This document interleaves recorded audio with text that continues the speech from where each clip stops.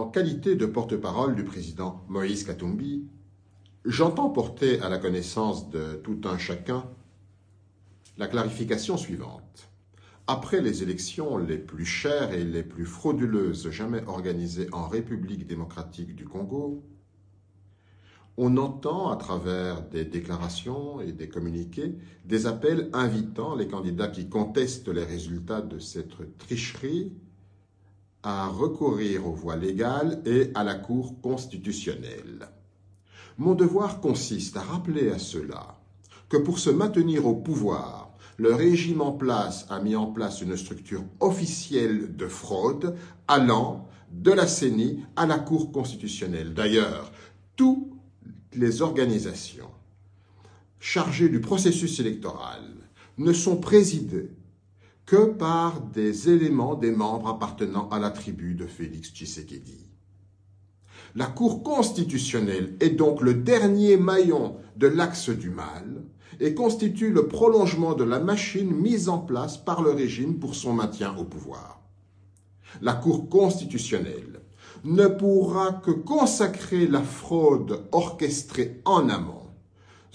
Recourir à elle lui permettra de blanchir la fraude de M. Kadima et de jouer pleinement son rôle dans l'axe du mal contre les vraies élections. M. Denis Kadima a planifié et organisé un chaos qui ne pourra jamais être annulé par la Cour constitutionnelle, déjà trop décriée dans son fonctionnement et surtout pour son président. Autre chose. Suite à toutes les irrégularités reconnues même par M. Denis Kadima, la CENI a décidé de créer une commission qui va enregistrer les dénonciations, investiguer, sanctionner et même annuler certains scrutins. Autre hypocrisie. Tout le monde sait très bien que M. Denis Kadima est l'auteur principal de ce chaos, certainement téléguidé par le bénéficiaire. Comment raisonnablement peut-on espérer que la CENI ou que M. Kadima mène une enquête objective? La CENI va-t-elle se transformer en témoin ou en mission d'observation? Il faut tout simplement annuler ces élections. Il y a impérieuse nécessité pour tout le monde de continuer à démontrer toute la fraude qui discrédite foncièrement ce processus mafieux, qui n'aura été qu'un gouffre financier, plus d'1,2 milliard de dollars américains divertis entre des copains. Pour revenir à la Cour constitutionnelle,